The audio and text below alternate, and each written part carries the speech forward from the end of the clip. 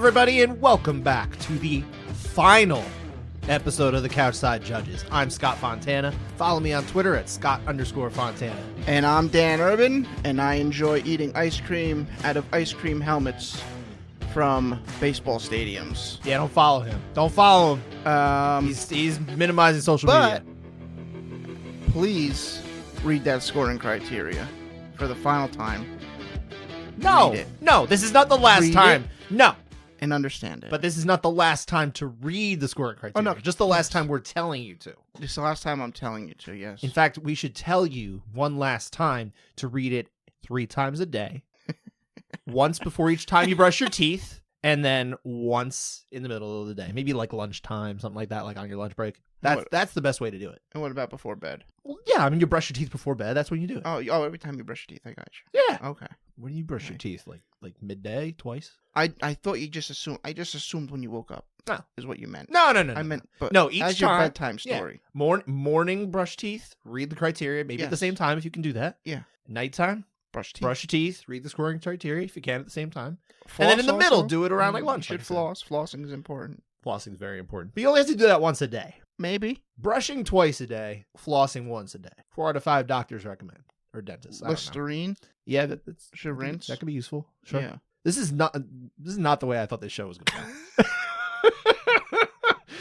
No, but yeah, we're here. We're at the end. This is our last episode of the Couchside Judges MMA Podcast. I'm a little wistful about this. Oh, well, of course he's going to use a word I don't understand. I'm assuming that means like sad or something. Yeah. All right. Yeah, more or less. Wistful. We'll go with that. Wait. Is that what people say? They're wistful thinking? No. It's wishful thinking. It means you almost threw me off because I've been thinking it was wishful all these years. No. Your understanding was always correct. Okay. Wishful thinking as if I wish that was going to happen. Okay. Mm-hmm. So it's wishful thinking to think that Lerone Murphy is going to get the next title shot at 145 pounds. Yeah, he's not getting the next title shot. No, but obviously, he's coming off a good win here. Very good win. At the Apex. Yeah. Nice win over Edson Barboza. He looked pretty good out there. But the question I would have off of this one, because we'll treat this show as much as we can in like a normalist show for a little while, right? What does his future look like to you at 145 pounds? Do you see a future title contender, or are you not really convinced yet? I mean, he hasn't lost. Sure. Got some good wins. Yeah, but now that we've seen him in the 5-round range against, let's say, an aging veteran. Yeah. Did you come away impressed with him to the point where you see that upside for him? I didn't think he'd dominate the way he did. Okay. I thought it was basically one-way traffic the whole fight. So say for a few, for the most part, key moments. Yeah, for the most part. Mm-hmm. And one round in particular, we're actually going to be talking about. Yeah. Yeah. I don't know, man. I just don't know that as good as he looked, as much respect that I have as for Edson Barboza in general, he's starting to look a little old. Sure. He looked very old in the first round of the last fight. He won over Sadiq Youssef, and then Youssef kind of just ran out of gas, and that allowed him to come back. He had some spots in this fight. He did. Where it was like, shy. Like the old Edson poked through for a second. But I think that's because he's very technical. And I think the technique is one of those things, it's like, it's still there. You know what I mean? Mm-hmm. I mean, I'm going to trust Dom on this. I mean, I the feint shut down Edson. Okay. I'll trust Dom's analysis when it comes to that. When it comes to analysis of the fight itself, Dominic Cruz is very good at that. Ring generalship. Yes. To be fair, he when he did mention that on this event, I forget which fight it was. I think it was this fight. I think it was this fight. He wasn't saying it in you're scoring, right. Mode or whatever. You're right. He was more talking about it, the idea of the way to try, and in that sense, absolutely, there is purpose to that type of thing, and it has more to do with your ability to get to where you want to go. It's not scoreable, right? Mm-hmm. But real quick, the one I'm upset at the most when it comes to scoring criteria commentary this weekend is Sean O'Connell. I thought he was terrible over at PFL or Bellator. Yeah, excuse me. I thought he was just absolutely PFLator. I felt he bullied Dan Hardy into agreeing with him on a couple things. And Dan knows his stuff too. He knows the criteria pretty well, especially for a former fighter, especially for a commentator, and especially for a former fighter / commentator. Dan was praised on the show when we had Mark Goddard on. He said, "No, absolutely, Dan's always into that." Yeah, no, absolutely. I think he's the type of person that seeks the answers and doesn't just assume the answers. Yep. That's how he comes off to me. So yeah, so I mean, I didn't watch as much of Bellator probably as you did, which is a hilarious thought in and of itself. I didn't get the chance to, and we will for the purpose of our show for contested rounds, we're going to be talking about the championship fight from Bellator. We're not going to be going over every single round from PFLator. Excuse me, I misspoke. I called it PFLator. Yes. We'll talk about the rounds, contested rounds from the championship fight, but we're not going to do all of them. So I watched that one. I had PFL on for portions of the event, but I didn't really watch the whole event. It was PFL presents Bellator Championship Series. I think that's how they actually put it. So, good God, can't we just kill the brand at this point? Like, I don't know. What's the point of this whole thing? It's very strange. We'll talk more about Bellator in a minute. PFLator. Did you have anything more you wanted to say about that fight, or can we get to the chaos portion? We can go to chaos. Chaos. Yeah. I bring the chaos here. An agent of chaos. Chaos Williams. Yes. Who I discovered as a fighter. I mean, not that I discovered him and brought him to the masses, but I hadn't heard of him. I wasn't familiar with him until his UFC debut, which happened to be on one of the early 2020 events. Yes. When we were very early in our show. Yep. One of the first few episodes. Yeah. And he impressed me back then, and he stuck with me through this whole thing. So I kind of like that somebody that I found out about early on in this show, he's gotten to the point where now gets a nice win here over Carlston Harris.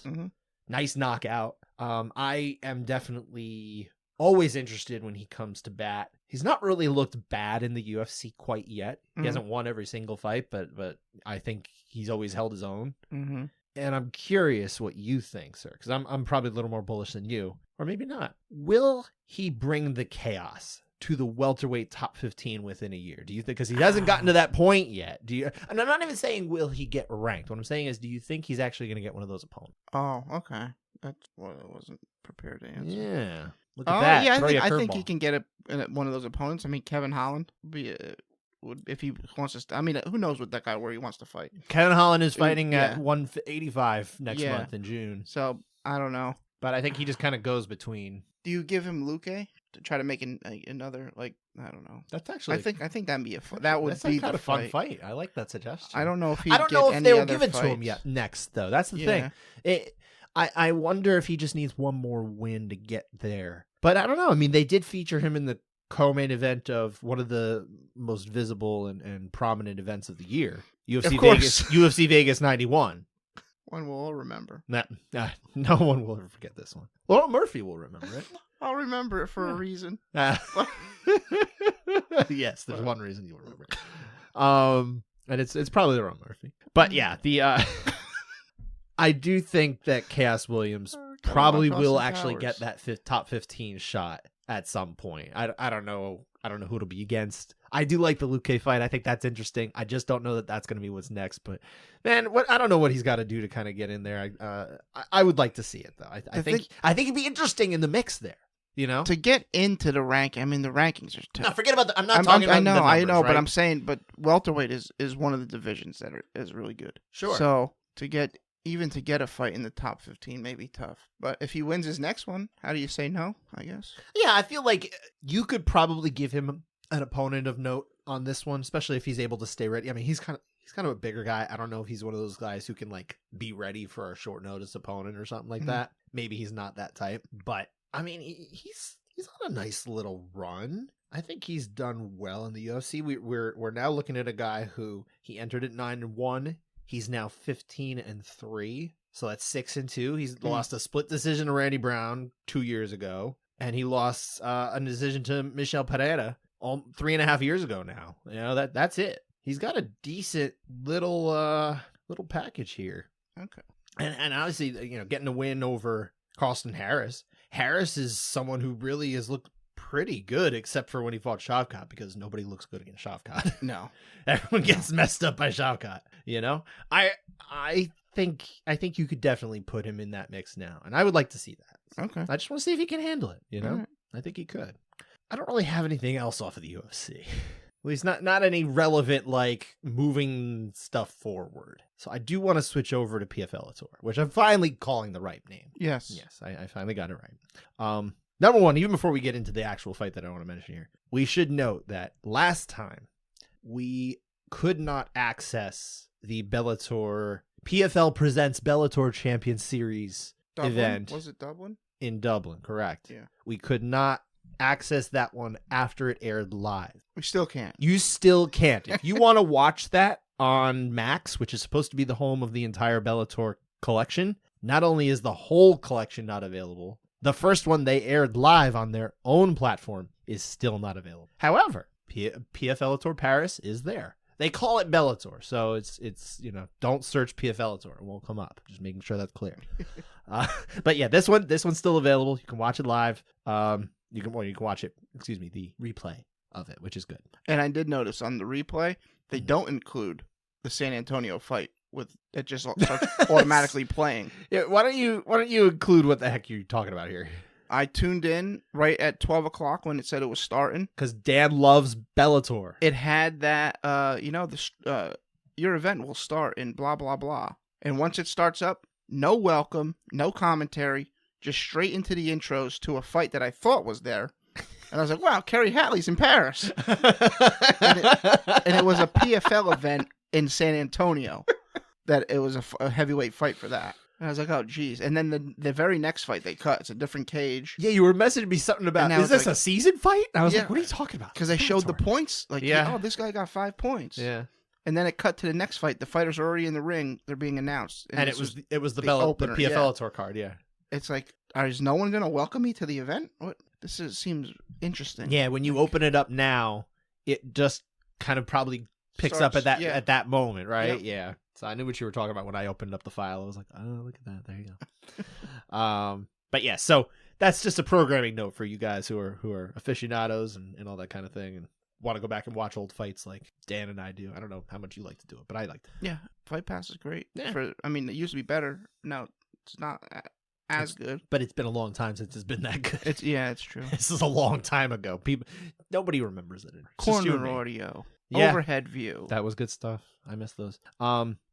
The main reason that we would talk about this card, really the only reason, this was not necessarily the most important of even Bellator cards, was the championship fight, which was definitely the most intriguing fight of the weekend because it was an actual championship fight featuring an actual elite bantamweight fighter in Patchy Mix defending his now unified Bellator bantamweight title against Magomedov, which is someone who just a year and a half ago, he choked unconscious in the second round on his way to $1 million and the championship and all that other stuff. So it was like, why are we making this fight? This is so weird.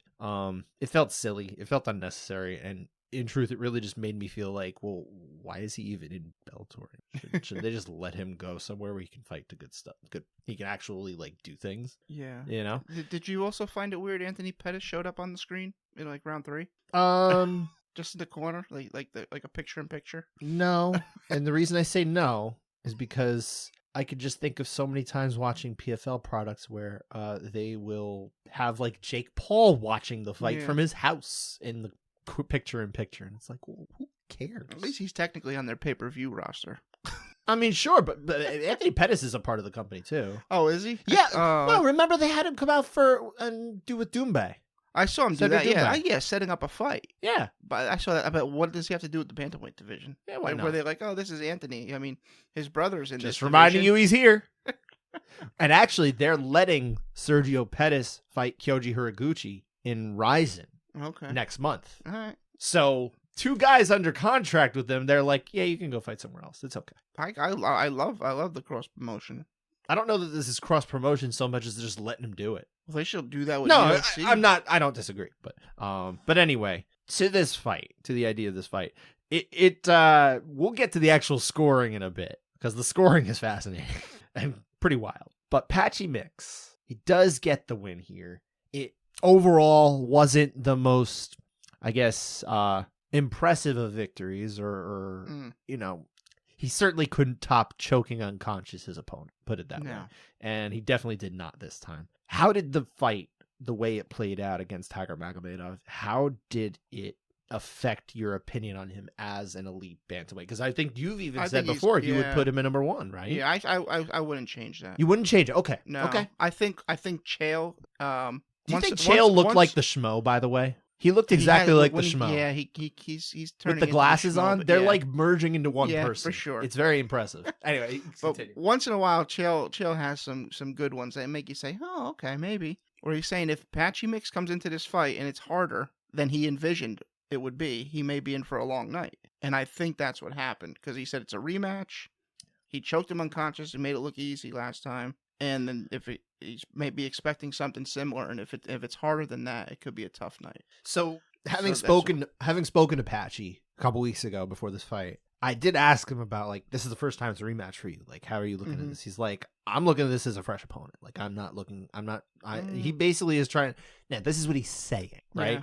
Take that for what you will, but I'm just going to relay you his words, and more or less that he was saying he's just trying not to think about anything that kind of came off of the last fight. This is a new fight. It's going to be a whole new opponent, basically. So does it actually play out that way? I don't know. Is he just saying that to believe it? I don't know. Also, he got engaged the night before. Hey, another thing off of our conversation on that, by the way.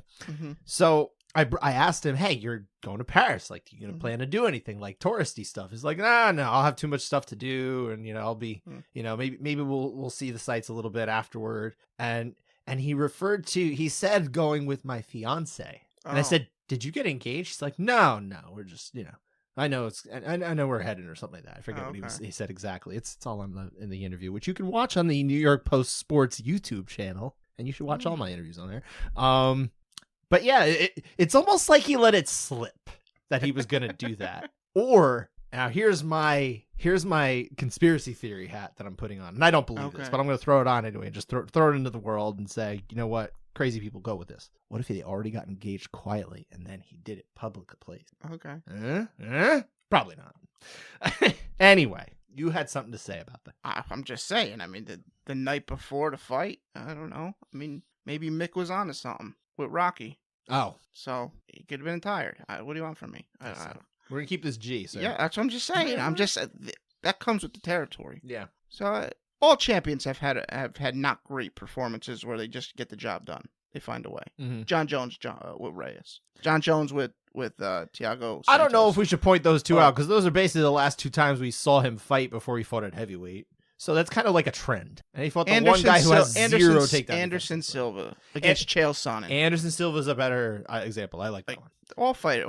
And actually, you could probably use for Anderson Silva several performances. He was very the Damian Maia was more like he was just clowning around. Yeah. But I still feel like against Talis Leites. Okay. I don't even know if I remember that fight. I think we actually did that fight for our show. Okay. So you've watched it at least 2 times in your life. Yeah. Yeah. But you're better off having blocked it out. I can promise you that. I felt like there were too many times in that fight where he could have just decided to do more and he just didn't. That's not what happened with Patchy Mix. Patchy Mix in this fight, he had a fight on his hands. It was hard. It was a tough fight. It was a hard fight.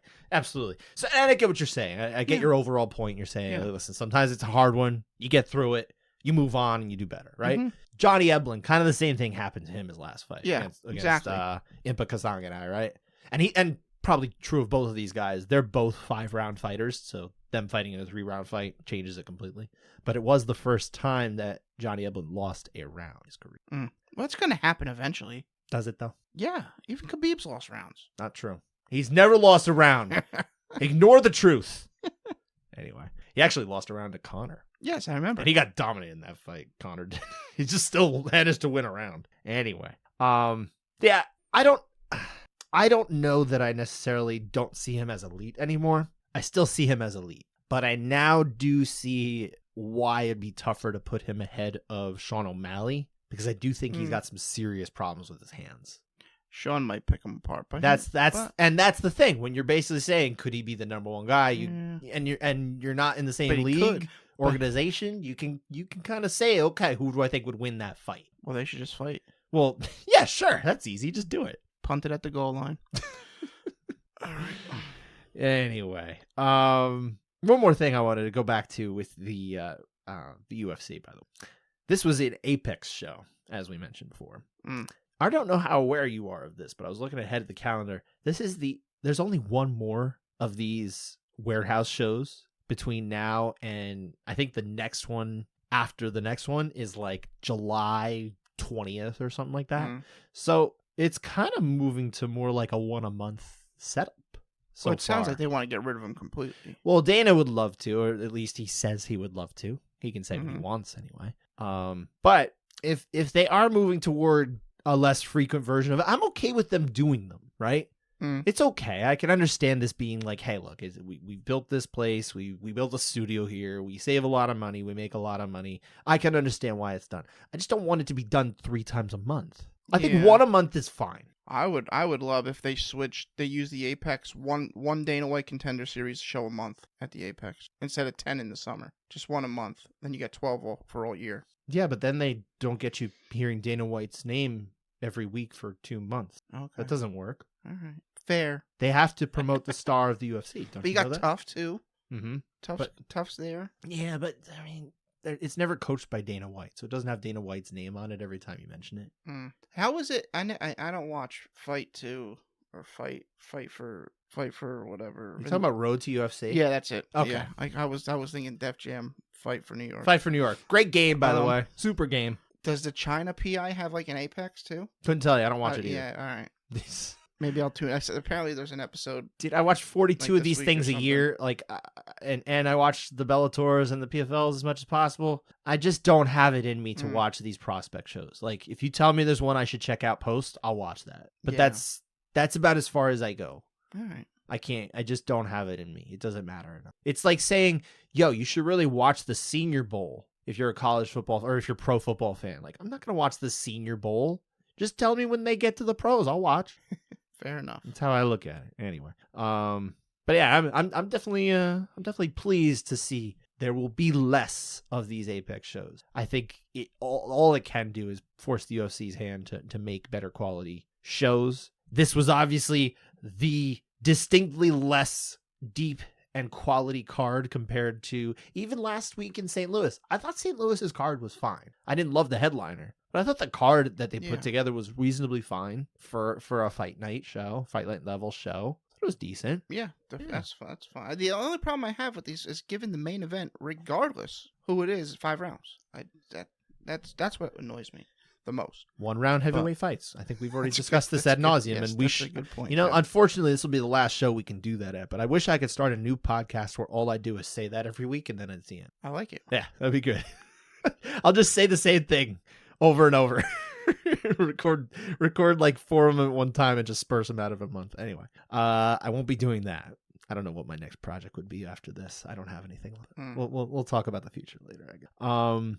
Let's go to Adventures of Officiating, sir, because we do have 2, and they are both starring. Well, not starring, but involving Mark Smith. Yes, referee Mark Smith is in both of these fights, both women's fights, on the early prelims. Some, let's just say, strangeness and unusual circumstances occurred, right? So, in our first one, the earlier of the 2, Piera Rodriguez is disqualified for repeated headbutts to Ariane Canelasi in round 2. The way it played out, more or less, Rodriguez gives one of these kind of like slam down the body kind of deals, right, while they're on the ground, and her head kind of slams into her opponent's face. Mark Smith warns her. And then she does it again, like harder.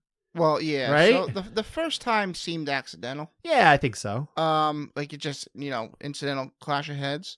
The second one seemed pretty darn intentional. It's almost like she read it as rather than a warning, more like a call out to do it again. That was good. Do it again. Better. I thought my coach said that. She also, she was destroying Carnelosi up to this point. Yeah. Like this was like, it was trending towards a 10-8. It wasn't at unforced 10-8 yet, error, but it was trending that way until, Brendan Fitzgerald was talking no contest. I'm like, this looks intentional. I think this is going to be a DQ. Yeah, no, I'm okay with that. And I think DQ was the right way to go. I will say, I'm going to give Brendan Fitzgerald credit here. At least by now, he has finally put together that the fight has to get to round 3 in order for it to go to a technical decision. Because we've had this scenario play out enough, and he was never quite ready for it. This time he was. We've got that. That's good. I'm glad we got that down. So I wanted to make sure I got that in. Yeah, I'm very good with the disqualification here, actually. I'm super okay. I guess I wouldn't have been mad if Cardellasi was just, or if this fight more or less was just a no contest, I wouldn't have been like angry about it or railing against it. But this feels like the more satisfactory way to end it, because you just can't do it. I mean, it was so blatant and it was clearly damaging. And it was like, what are you gonna do? Take a point from her, like, or 2 points? I guess you could take 2 points. Yeah. And then at that point, it's like, I don't know. I don't know that we need to be doing that. And she couldn't continue anyway, so it doesn't really matter. I mean, even if it was round 3, I still don't think they go to a scorecard. I think they still just DQ.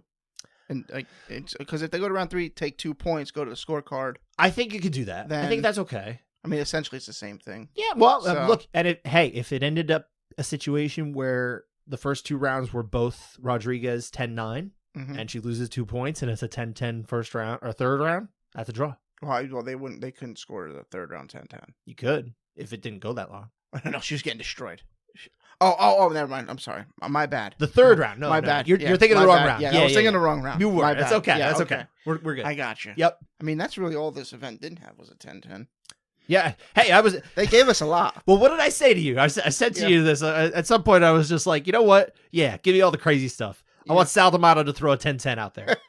He did not. He didn't do it because he's a good judge. I just wanted something crazy to rail against in our final episode. What are these guys doing 10-10s for? Come on, Vegas. You know what you're doing. Anyway, that didn't happen. But that was number 1 on the Adventures of Officiating. The second one, it more or less was by the book, right? Like there was not necessarily like a weirdness here where the official has to like make a distinction or something like that. It's probably a misunderstanding by the fighter. I don't know. I mean, maybe it probably was a misunderstanding of what is legal and not legal, but that I would chalk that up to I haven't been paying attention to every time I've been fighting and they went over the rules, because Melissa Gatto, first off, gets the victory by TKO after Tamiris Vidal turns away in pain from a punch to the breast. Now, I've never seen this before. I don't know if Caposa has seen this before, someone who watches all the fights, but this is a first for me. A TKO win via a punch to the chest, more or less, right? Not like solar plexus or something like that, but Vidal is clearly in pain or discomfort from this punch. She turns her body away, and in kind of like the way you would when like, oh, you get struck illegally, right? You're looking for like, oh, that hurt. But that was a totally legal strike. Gatto pounces on her, and Mark Smith rightfully stops the fight. She has disengaged. She's not protecting herself anymore. It was Mark Smith again. I thought it was Tognoni. I was pretty sure. I'll double check it. But no, Tognoni was a different fight that we'll bring up too. We don't even have this on here, but we can bring that up. Here, I'll double check it right now just to give it to you. We are referee. Oh, it was Chris Tognoni. Yeah. No, Chris Tognoni was the replay. No. Yes, it was Chris Tognoni. Okay. Yeah, I got it. I am correct. You are correct now. Good job. You got it right. Yeah. So I had it wrong. I was not thinking. And it was an interesting stoppage because he's kind of on the other side of the cage, and he just yells, "Stop, stop!" Right. Makes his way over, and then he's like, "All right, we're done." No, that was the right call. And yeah, it is the right call. I agree. It was Chris Tognoni. Yes, just to be triple clear here, I wrote it down wrong. Okay. It's our last show. Whatever.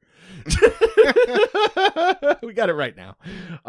Yeah, it's kind of a weird thing, right? Because obviously you and I are anatomically different from these two individuals. I don't know what that feels like. I don't know if that's a strike that maybe ought to be disallowed. I don't know. Maybe it should, maybe it shouldn't. That would be for a woman to give her take on. But as it stands, this is legal. It was a legal strike.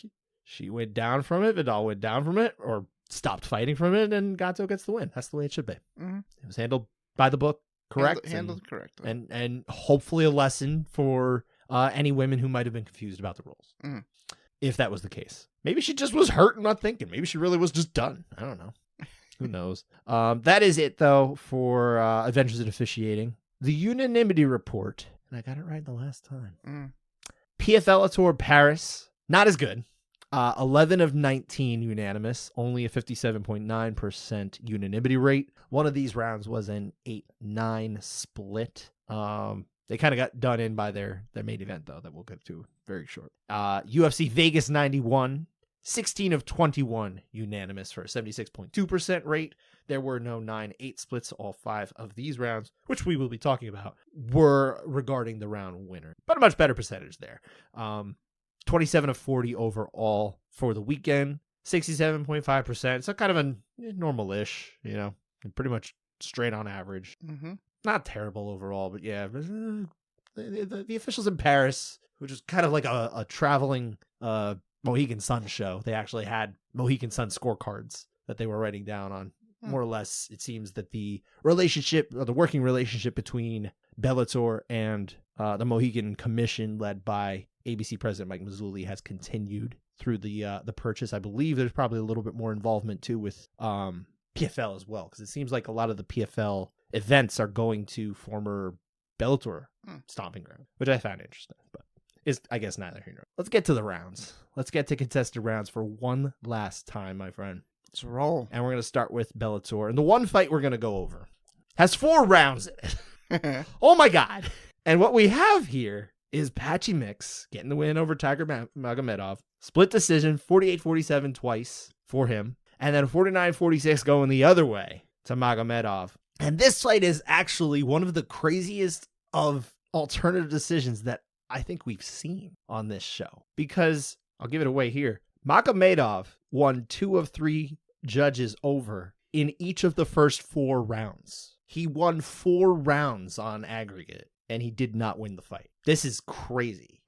I can't think of another time I've seen this. I wouldn't be able to tell you. I've looked at these. I've done more looking into this, you my friend. There's not many 5-round fights where this happens. It does happen. Mm-hmm. Tyson Chartier pointed out, he's like, "Oh, I've seen these before." I was like, "Yeah, I guess Calvin Kattar has, hasn't he?" So a little dark humor from Coach Chartier. Let's dive in, man. We got 4 of these to do. Start with round 1. It's pretty close round for the majority of it. Mix is having a close but clear lead. He's landing good jabs, good inside leg kicks. His punches are pretty solid, but it's about a minute 20 left. Magomedov lands a big shot that wobbles Mix, and he follows up with another big shot right before clinching him. Mix does recover, land a couple jabs, after that, but Magomedov's took it over, I think. I think it's his round. Yeah, I mean, I'm with you. I definitely give this round to Magomedov. Judges Dave Peabody and Mark Collette also saw it that way. And frankly, I'm more close to clear on the close but clear scale than seeing it as like close. Okay. So I really think you got to give it to the high point here. It's not just like one high point that happened and then everything else was mixed. Mm-hmm. I thought it was a pretty good sequence near the end to absolutely sway the round. Okay. For Magomedov here. So I'm definitely in the close but clear category. All right. So, we have one judge, Hadi Muhammad Ali, who I should point out was one of the very first people to interact with our account when we started this show. Yes. Always been appreciative of that. Did not agree with Judge Ali in this case, giving it to Mix, but that's the way it goes. Sure. Mm-hmm. Let's go to round 2. Close round again. Mix definitely picked up the volume, and Magomedov did throw some bigger shots, but the effect wasn't the same. I think Mix landed strong with both shots upstairs and to the legs. Magomedov, like I said, he had some good work, but I think it's the scores for Mix here, 10-9. Yeah, I feel good about Mix here as well. It could go either way. This is certainly a close enough round that it conceivably could have gone to Magomedov, and as 2 judges did, Judges Peabody and Ali had it. We disagreed. We saw this the same way as Judge Mark Collette. I thought this was an interesting mix of judges at this event, by the way. It seems like a lot of officials came from various portions of the world. We've got Dave Peabody, who frequently works Bellator cards at Mohegan. We got Mark Collette, who works out of England. We got Judge Ali, who works in the Middle East, among other places, California even. But yeah, it's just kind of like a little melting pot. And I don't remember. I believe one of the judges also on the early portions of the card might have been, 1 or 2 of them might have been local French judges too. I'm not sure. I don't know exactly where they came from. But one of the referees was, did you notice, Christophe Chapuis? I did not notice. Yeah. Hopefully, it seemed like it was a better role for him than judging. All right. No 10-10s, please. Didn't happen. But yeah, super close round. We did end up, You and I seeing it in the minority here for Judge Collette. So what does that mean for Judge Collette? Couchside over. Belt it out. Yeah, I'm going all out on these. I gotta give it my best here. Hopefully I can. Let's go on to round 3. This is an interesting round. Mm-hmm. Quite interesting. I think so too. Early Mix, right, like almost right away. Mix gets a really good guillotine attack here, and I think Magomedov is in trouble. Mm-hmm. He finally escapes, and they get back to the feet, and Mix is continuing to win with the volume. But then Magomedov lands a really strong shot that hurts Mix and follows it up with a swarm that is, he's landing during this. Mix definitely wobbled, but then Magomedov clinches again and, kind of lets him recover. The rest of the round, I think Mix lands some decent punches, but in this round, I think it's Magomedov on impact. So I'm 10-9 for him. I am too. This is very close. And I believe Big John gave this round to Mix as well. I think he was saying that the choke attempt was a close enough point to like trying to get to a finish that you can give it a little more weight. And I can see that. Absolutely. So I'm fine with that. My thinking is, though, it's like, would you rather almost be knocked out or would you rather almost be choked out? I mean, it's kind of. I guess I see what you're saying, but also, like, realistically, you can win the fight either way. Yeah, but there's no after effect. Once you escape the choke, there's no lingering effect. So no, I get it, but yeah, it's true. I mean, how close is he to being finished from that sequence, though? I think that as well. That's what you're really evaluating when it comes down to it. It was Armin, I think. Yeah, it was Armin. It was Armin. Yeah, this one was Armin. Yeah. Yeah, I weigh the impact of the strikes there. That gets it for me there. I did too. I was very, very, very close. I could easily have gone the other way, but I did think just a little bit more. I gave it that way, and I think it's fine to go either way in this one. This should not be controversial. And it wasn't. No, when people were up in arms about the scorecards here, and frankly, I can understand at least some of it. That it wasn't because of rounds 2 or 3. Okay. So, we were in the majority here actually for Magomedov, seeing it the same way as judges Peabody and Ali. Mark Collette was on an island on his own this time. No Couchside over. You get one though. It's pretty good. Round 4. Yeah, I really think Magomedov found his range this round, and he was landing pretty often and fought pretty well while being pressured by Mix. So he was the one that was going backwards, but I don't think Mix landed more this round. I think, Magomedov actually had the volume edge, which was rare in this fight. I think Mix actually missed a lot and got countered. So I'm scoring this one for Magomedov, 10-9. I am too. This is another round I feel like probably is just a Magomedov round. Now, look, we are seeing Mix throw a lot. Maybe from Judge Ali's seat, either he's seeing these land or they actually are landing, right? What if that's the case? We've been told the round cage makes it very difficult. Yes, we've heard that. So I don't know if that was the actual case. I'm just throwing things. Sure, no, absolutely. This is among the many, many, many things that we've learned over 4 years of doing this show. That is definitely one of them. Who knows what the reasoning was for this one? But I think because there's not like there's not like a high point in this round, kind of like the first round where it was like something really happened that would have been hard to, I think, miss unless you did not see the strike that landed it and you couldn't score it, right? But I do think this is a much harder round to score than the first one was. I think it's still a semi-clear round for Magomedov, but I can see why there are reasons that Judge Ali could have gone the other way, given it's a mix, because again, there is a little activity there. Maybe things are landing and maybe we're not seeing it, or vice versa. Right? But yeah, I sided the majority here. So of the 2 rounds, which I think probably really ought to have been Magomedov, I would say this one I actually kind of get more. Okay. Like I said, judges Peabody and Collette were in the majority here, so we agreed with them. And round 5, we're not going over, but that was a unanimous mix round, and that's really the only reason he wins the fight, is he actually puts it together and wins this round. If this is a split at all, it doesn't matter which judge went the other way. Well, I guess that's not entirely true. I believe if Judge Collette was the one who... No, not Judge Collette. Judge Peabody. If Judge Peabody gave the 5th round to Magomedov and Mix wins just that round 2 out of 3, he would still win, which is kind of a weird thing. It didn't happen that way, but I'm just playing the game here, right? Just figuring it out.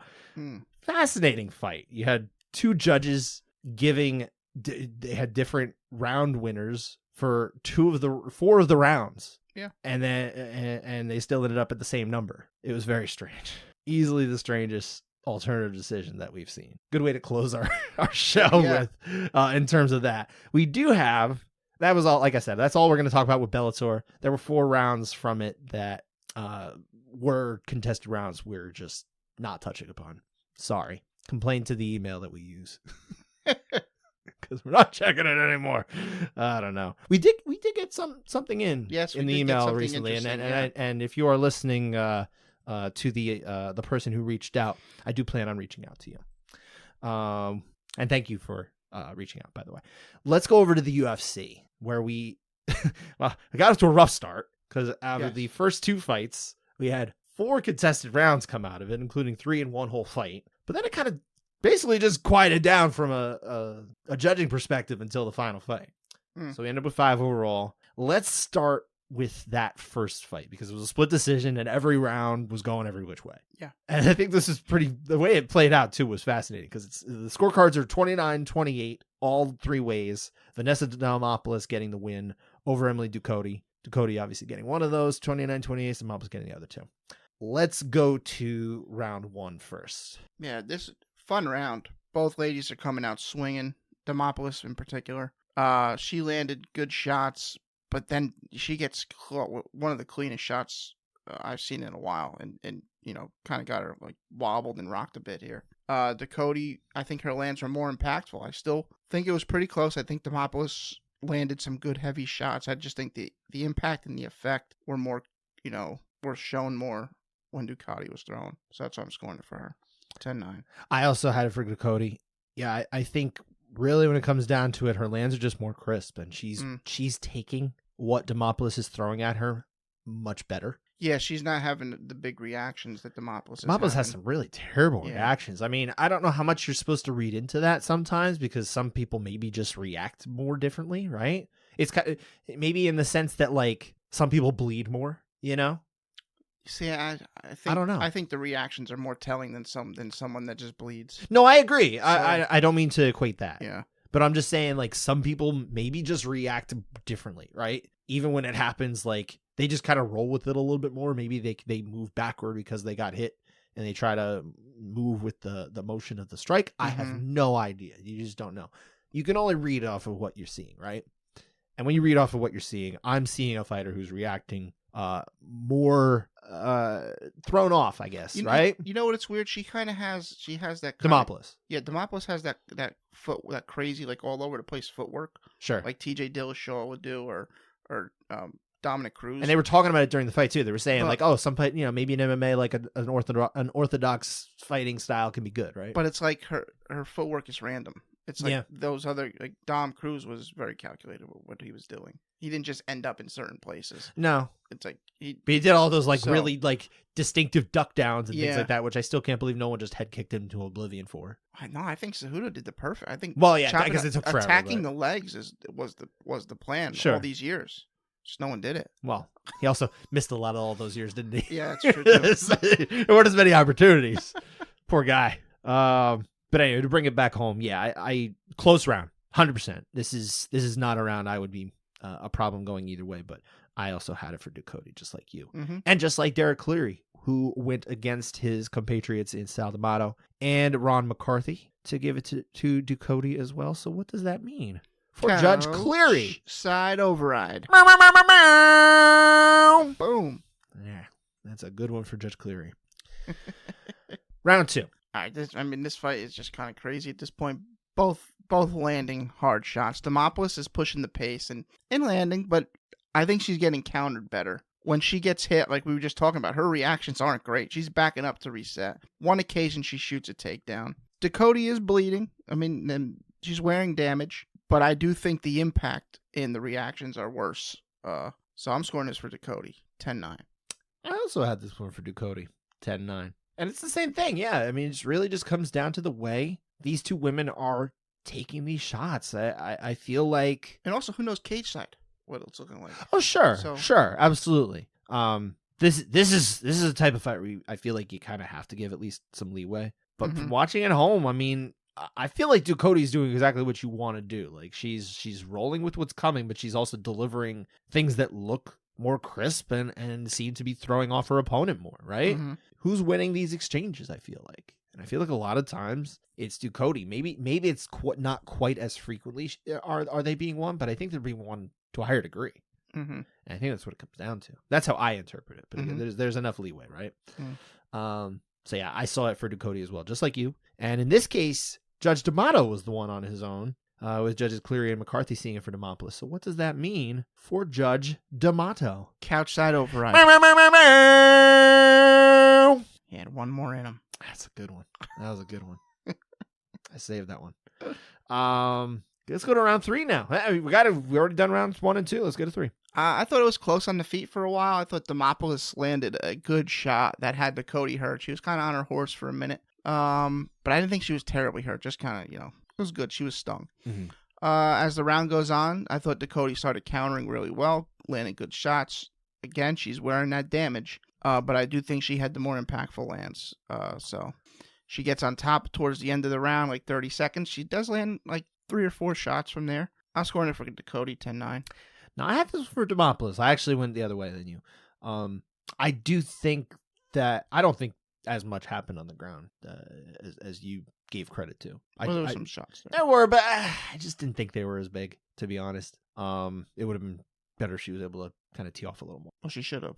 Yeah, I didn't quite think it was enough to definitely push it past, even just because she got it on the ground. Oh, I thought she was already past. I didn't. I disagree with you. So I gave this one to Demopoulos, but it's very close. I won't die on that hill. Good. It's not where I want to be. I'll die somewhere else. Just don't die. How about that? I mean, Tembo Garimbo's telling us all that death's coming for everybody. So that was very dark. That was very look.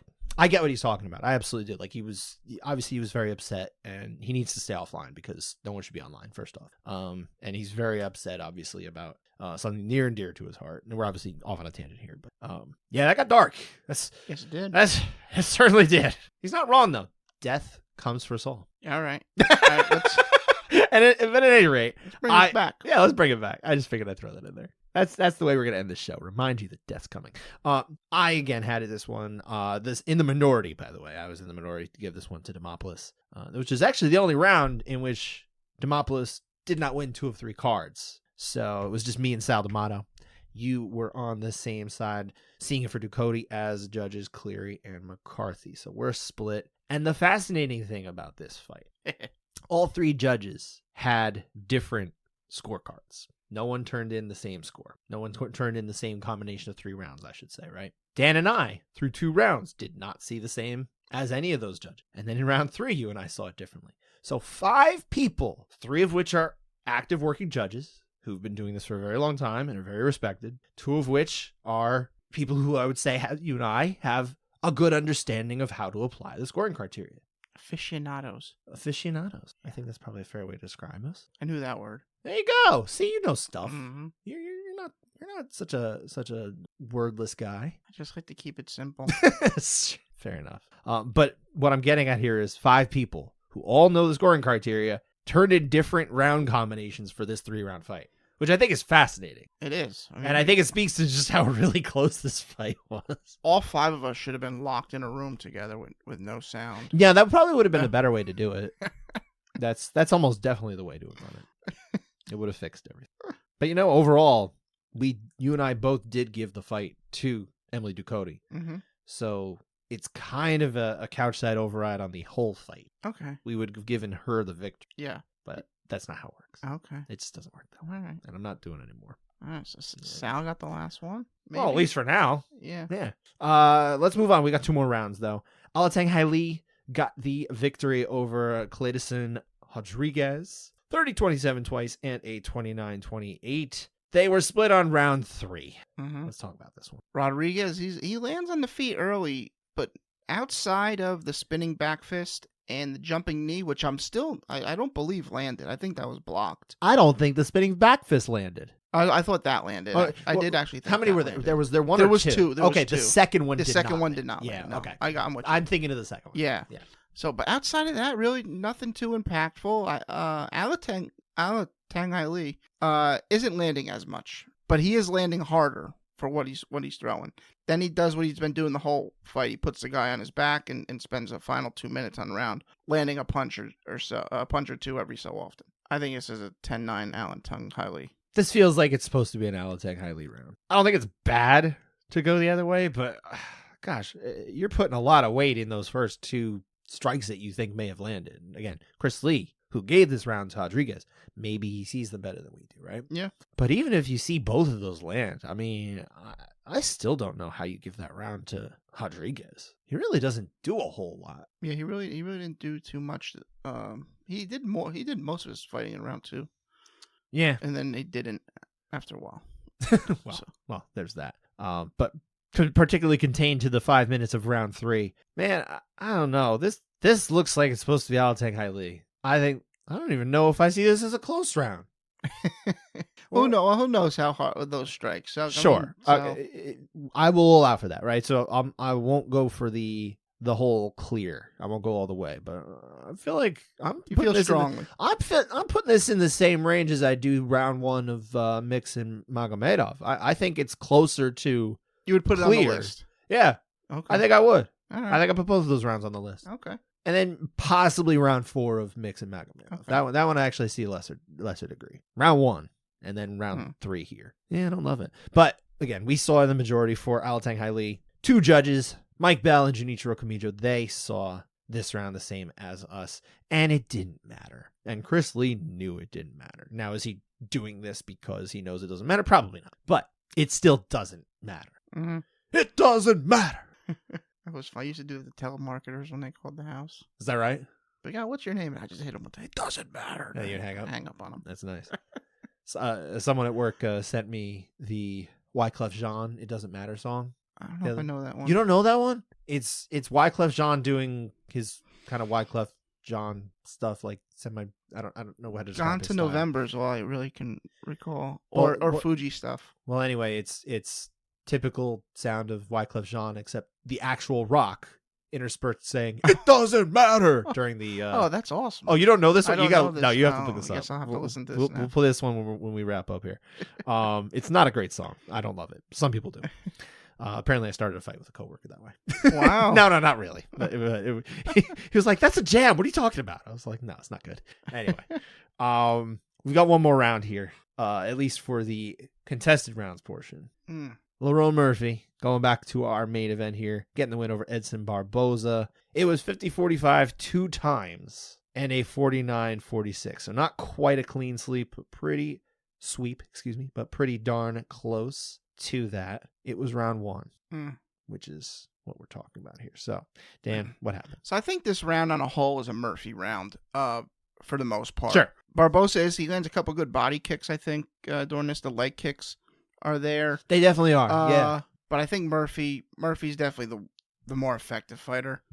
And he gets Barboza on the ground. He's trying to go for some ground and pound. Very late. He stands up and gets hit with a smashing up kick with like 3 seconds left on the clock. I think it was even less. And he comes back down into the guard and the round ends. And Barboza's like trying to land stuff, right? So I'm like, I don't know how effective or how hurt Murphy was from this kick. At least in that we moment. know it was a solid shot, but I don't know how effective it was because I don't see the effect of it because he's on the ground. Mm-hmm. Can't see if how he kind of lands right into guard, so it's it's not like he falls over somewhere that you can't see. It didn't look like he was out cold and fell down that way. Right, it wasn't quite went that down. degree, yeah. So I scored it for Murphy. I thought it was 10-9. But if you got a better angle of this kick or better idea of what's going on, I could totally see it the other way. I did too. In short, I had it 10-9 Murphy as well. I think it is still a Murphy round based on what you watch from the 5-minute mark to the horn. That looks like a Murphy round. And judges Sal D'Amato and Ron McCarthy agree. Mm-hmm. Judge Derek Cleary gives this round to Edson Barboza. And I don't know what his thinking was. I don't know what his process was. But I'll say this. If a judge is allotted 5 to 10 seconds to just evaluate what happened to that fighter from that strike after the horn, which my understanding is they're really not, right? It's not really the way to do it. Plus UFC. And I'm not saying Derek Cleary even did that. I don't mean to imply that. But what I'm saying is I almost think you kind of should get that time because after that, Little Murphy definitely was not right.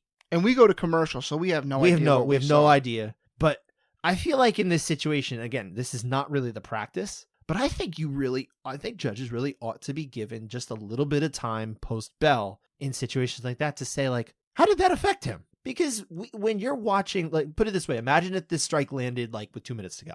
Mm-hmm. You don't know what happened in that sense right then and there, but you might figure it out if you got a few more seconds to kind of see it.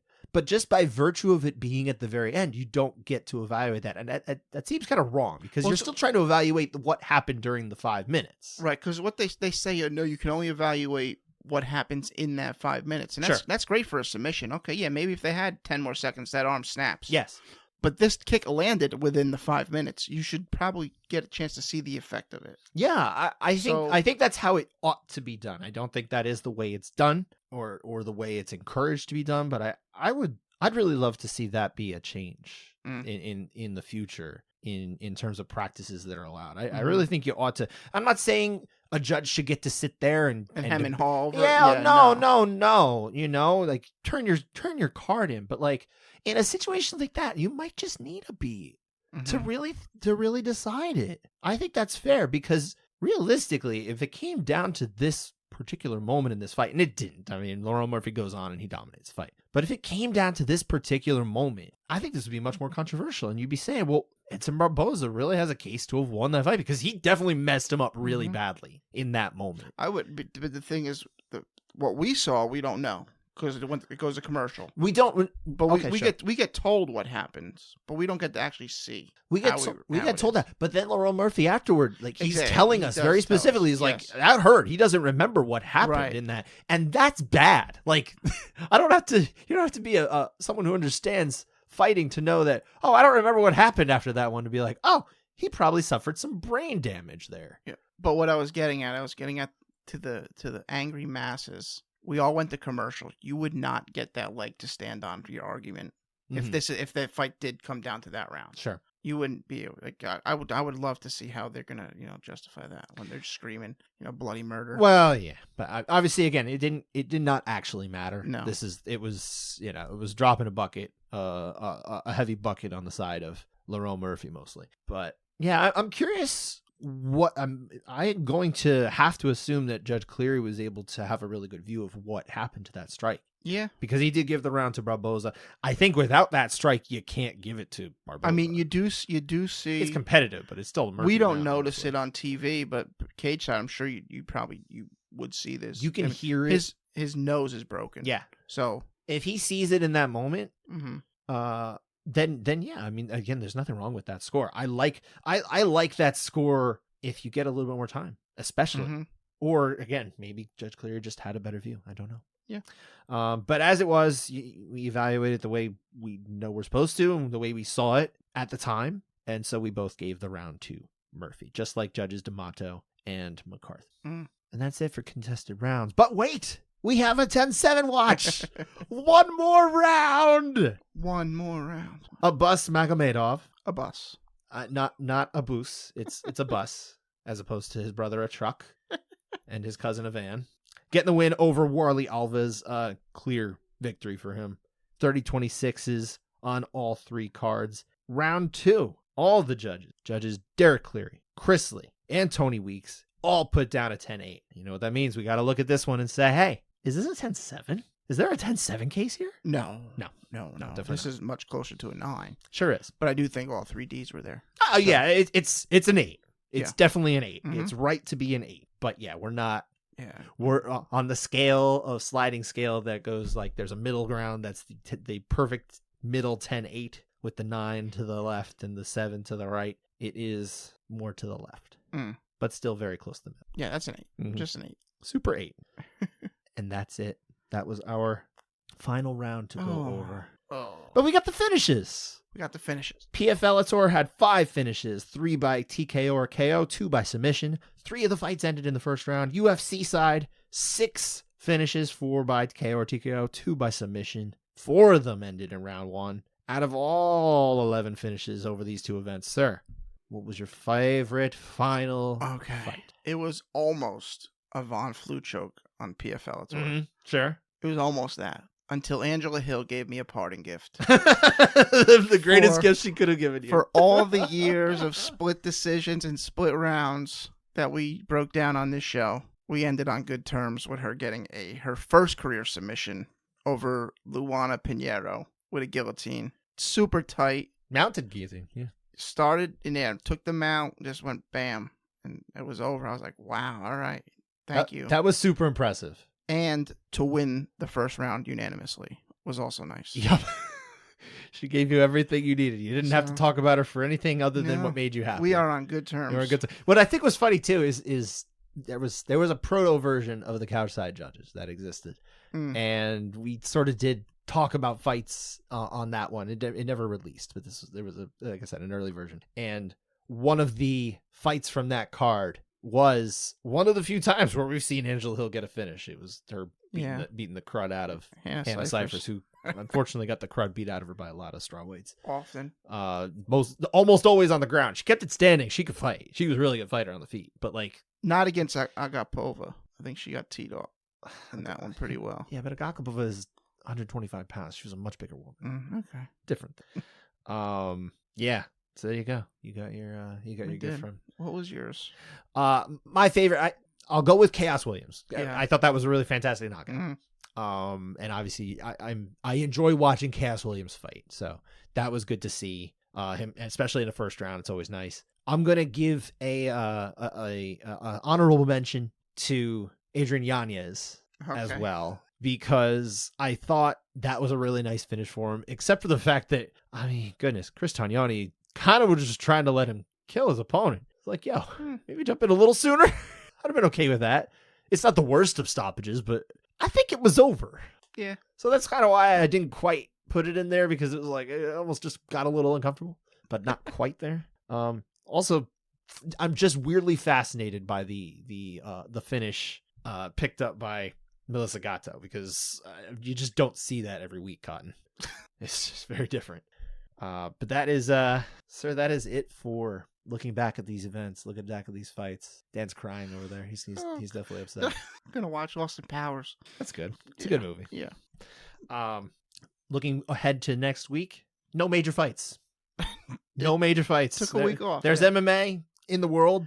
Follow Caposa, he'll tell you where it is. But there's no more shows for us, and there's no more next week anyway. That's it for the Couchside Judges as far as round evaluators. We're kind of wrapping up. I do have a little bonus I want to throw in, though. It's an impromptu and abbreviated version of the data show. Good. And the reason why I'm able to do this is because just this past week, thanks to the Godfather, Mark Ratner, I completed my UFC data chart of rounds dating back to the month that the updated criteria was passed, August 2016. It wasn't, I guess, officially enacted. My understanding is it didn't fully get enacted until 2017, but then I've heard people say that they were more or less implementing it prior to this, kind of the way they have been for several years, evaluating rounds 10/8 a little differently, needing that damage a little bit more, right?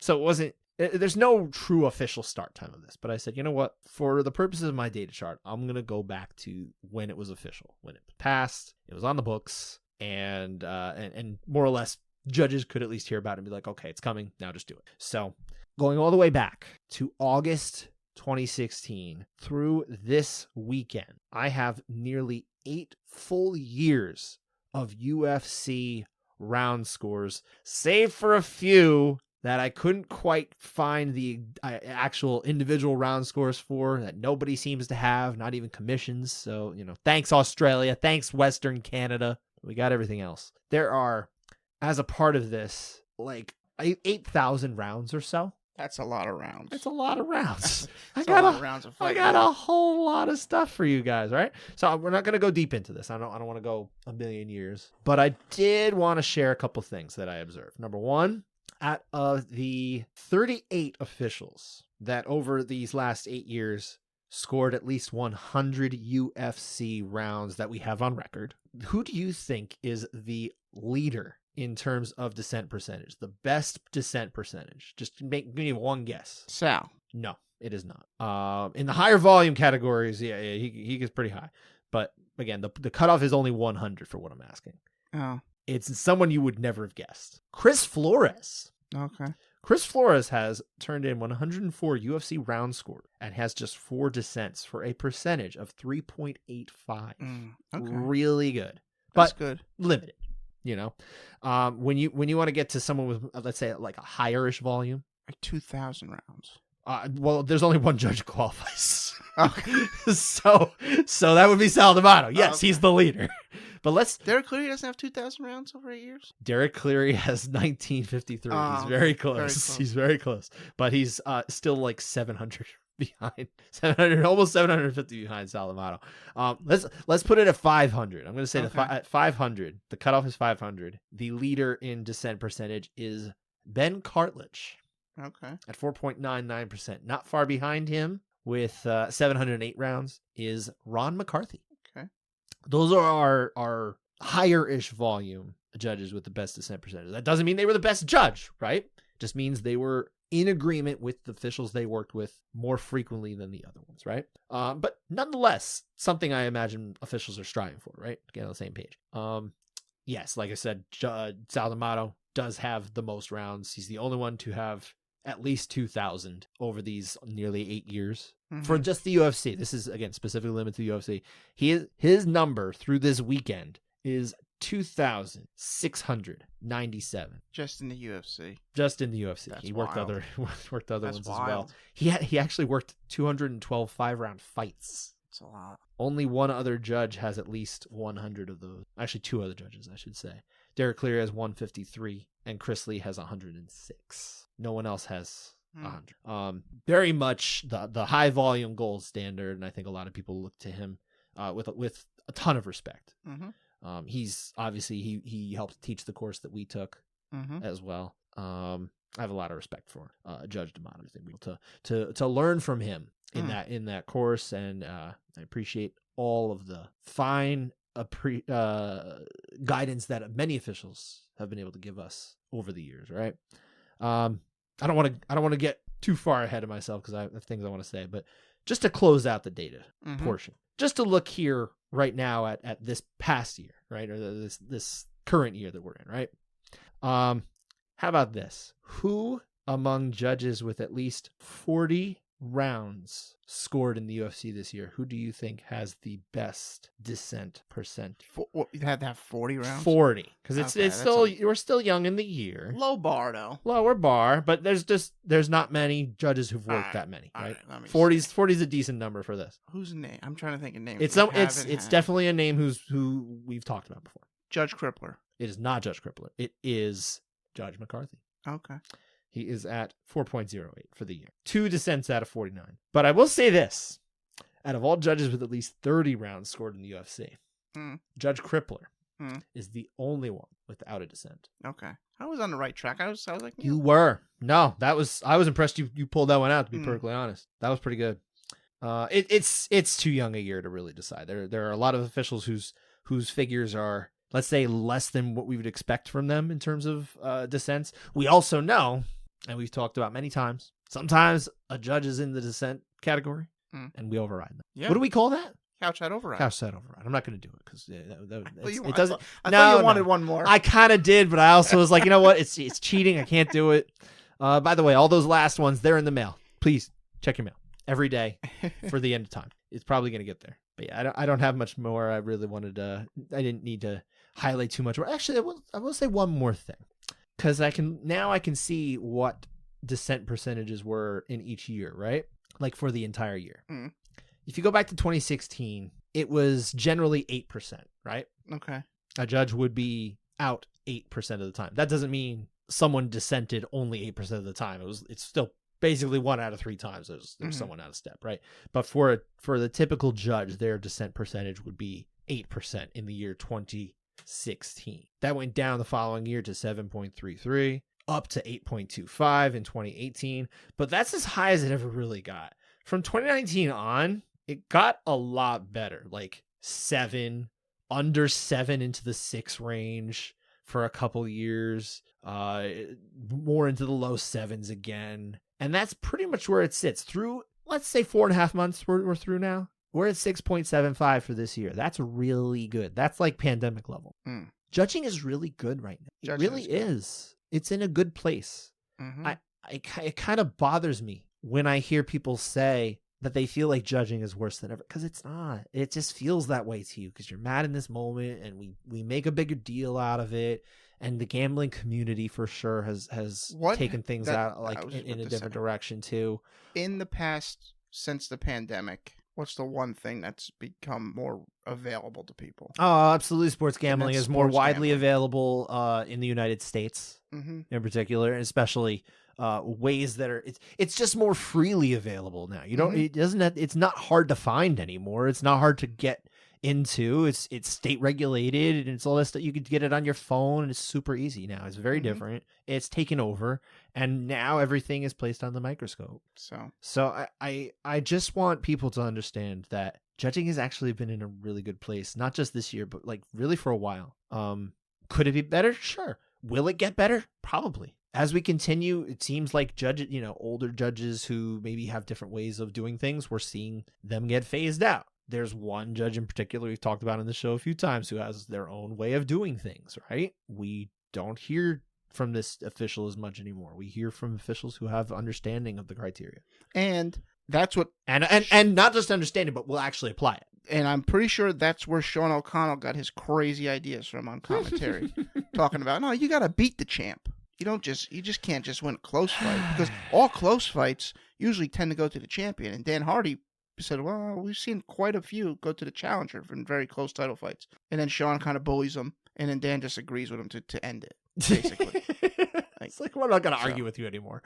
Yeah, that's probably smart. But yeah, I mean, again, I think that there are a lot more people in this world, and I'm done talking about the statistics here and that kind of thing. That was all I wanted to bring up. But I want to give the floor to you in a moment. But I do just want to say that I do think judging has gotten in such a better place than not only when we started, but just even from a few years before that. Like it's really gotten a lot sharper. I think putting it under the microscope has actually helped it. I do. It has. I want to give the floor to you because I think we're kind of at the point where we want to maybe just kind of say our final. I guess it's goodbyes, right? Is this what it is? Is this a goodbye to our listeners? Yeah, it's not goodbye to you. No. Deal with you. No. No, this actually is. I'm sick of you.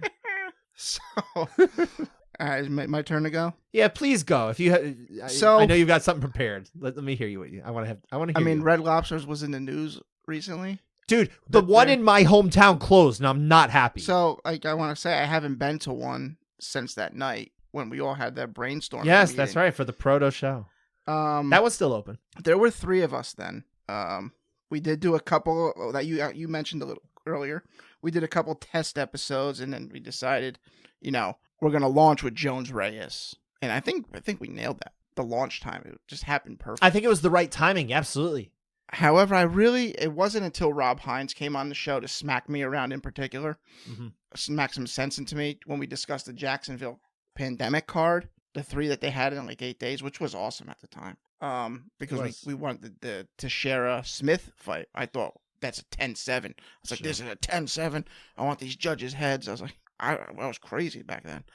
I think that is the turning point when Rob Hines came on, where I said, okay, maybe we're not giving these judges a fair shake. And from there on, you finally see clearly that it's, these people that really don't know what they're talking about are the very, very large majority and are mostly wrong. So, and that's the point when I said, you know what, I'm gonna, what did I say? Recommit.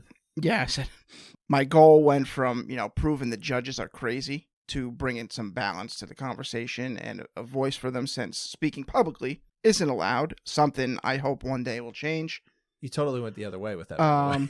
You were going one way, and then we went all the way back the other way. I'd like to think we accomplished that in the sense that we've been received pretty favorably and seen as an ally to the judging community. So in that sense, I think we did accomplish our goal of being that voice. I don't know that I don't want to steal your thunder, but I don't know that I ever wanted to be like an ally to the community, but I do think we need to be fair.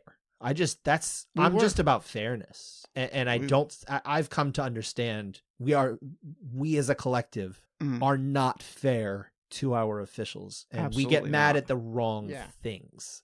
So, I certainly want to be an advocate for people who don't have a voice in that sense. I guess I am personally an advocate for officiating and officials, but yeah, it's not like I'm trying to be the lawyer for them or something. You know what I mean? Okay. That's just me. Going on. Oh, sorry. I want to thank all the officials who helped us along the way understand a single space 3.5-page document. You provided us insight. We've had some laughs along the way. I do consider you guys my friends, even if one or two you call Taylor ham pork roll. Ew. I want to thank all the media members who've joined us to host an episode, were a guest on an episode, that we shared ideas with, had conversations, fight and non-fight related. Guys like Sean Sheehan, Spencer Kite, Dan Tom, Aaron Bronstetters. You guys are awesome and have made this space much more enjoyable, and I look forward to seeing you guys' future work. I am going to miss a lot of things about this show, mostly the time I get to spend with you every week. Who, me? However, what I won't miss are the late nights when I got to be up in the morning, pleading to just pretend certain events never existed. Yeah. Some of the dumb arguments we had over the years. The stress of a unanimous 29-28 being read and having to wait to see the scorecard to see if it truly is unanimous. And of course, I will definitely not miss how vile the MMA community could be after a decision is read that they disagree with. Don't worry, that'll still happen though. I've still yet to meet a group of people who have never had a bad scorecard like the gambling community.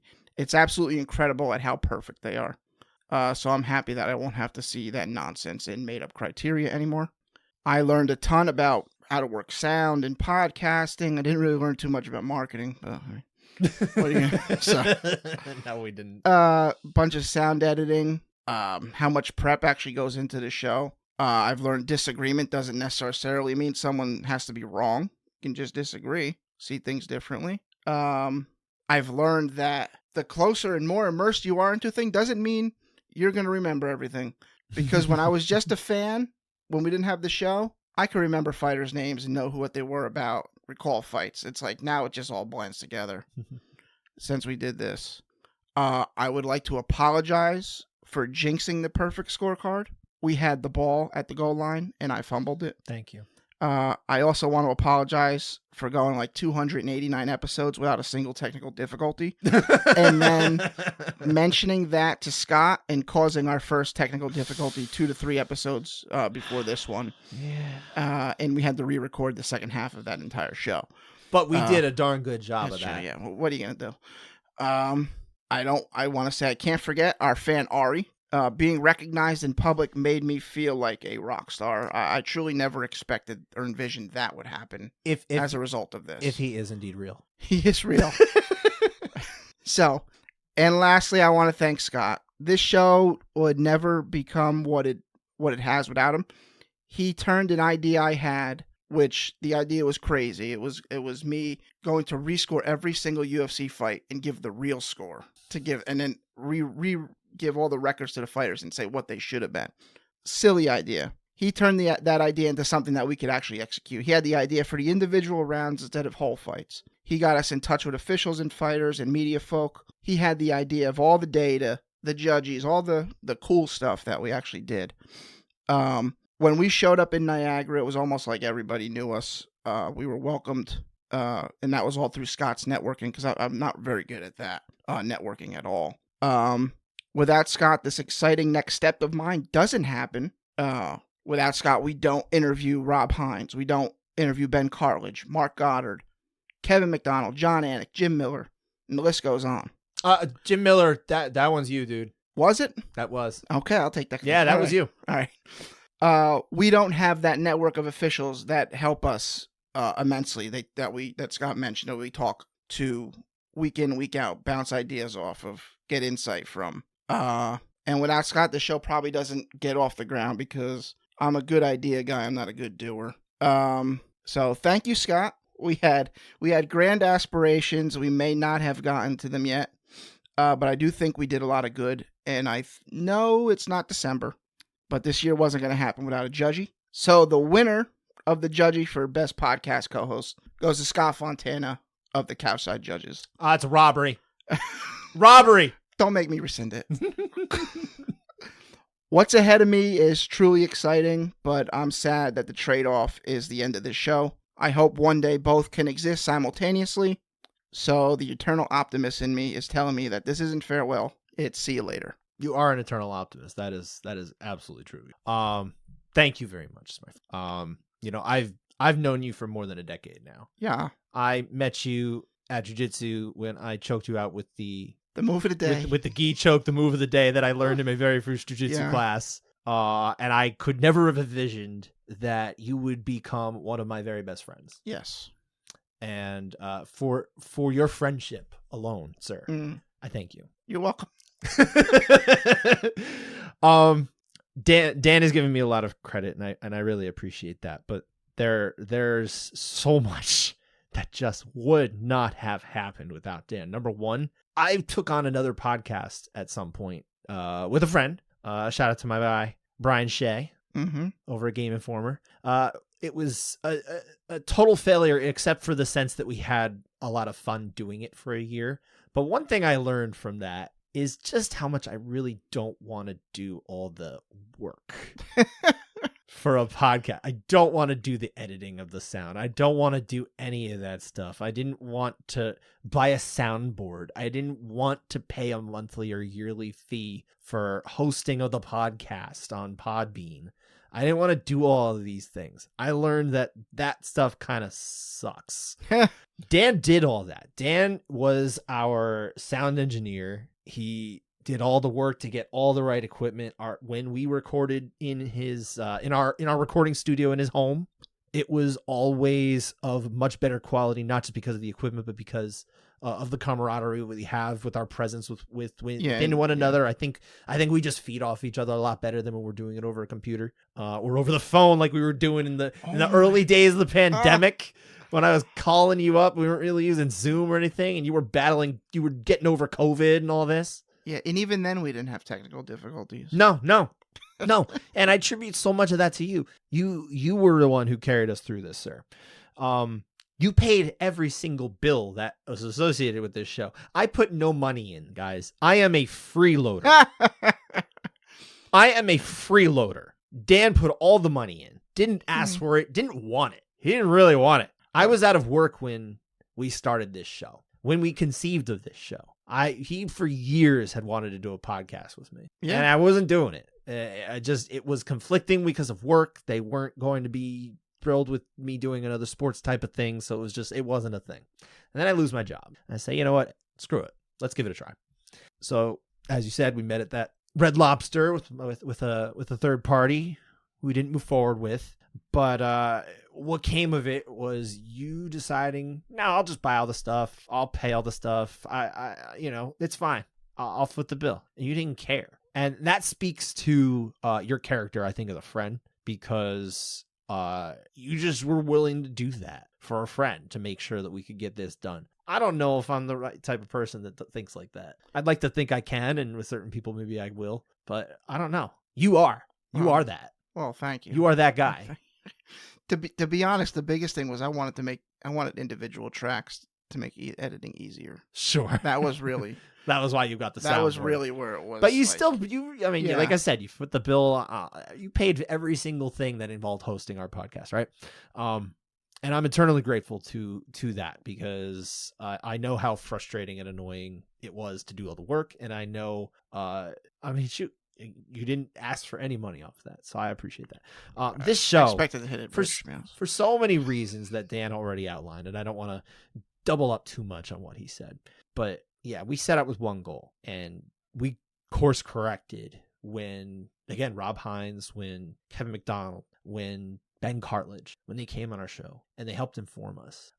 Particularly in the beginning, Rob Hines really put us on the right path, like you said. But all those officials and so many more who trusted me, trusted Dan, trusted us with, frankly, inside information that would not be able to be shared because officials aren't really allowed to have a public voice. I learned so much. I know so much more than most people about why a round was scored, about what a judge was thinking in that particular round, because so many officials trusted me to give me that information just to educate me.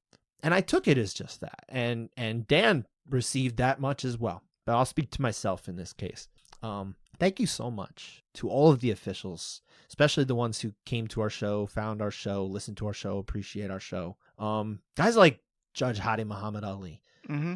You know, so many officials, and I don't want to give too many names away. I really don't want to name any of them because I know a lot of these people could get in trouble just by even me mentioning them, and I don't want to do that. But I'm eternally grateful to all of you, and I have no plans to move out of the MMA officiating space. I still cover for the Post mixed martial arts. If anything, I haven't done enough of the officiating stuff since I started there. And I think a lot of it's been, I can do it on this show. I won't have this show anymore. I plan to continue. I want to soldier on. I want to do a little bit more. I want to help the sport grow. That's what I want. I think probably Dan agrees. We want good things for the sport. It's great to be entertained. I want to be entertained, but I think we need to get the sport to a better place. And I believe my role as in media is try and help encourage that in so much as I can. And I think this show, I hope, did that to some degree. I think there's a better understanding. There's better conversations about officiating. As much as we have some of the knee-jerk reactions, especially from, again, the aforementioned gambling community, I think that we on the whole have many, many, many more media, fighters, coaches, general talking heads out there who've become more interested in the way fights are judged. You're getting better info put out there, maybe not as much as we want, but it's happening. It's improving slowly. We're having healthier conversations sometimes, you know. 2 steps forward, 1 step back. It might be more like 99 steps forward, 98 steps back. I don't know.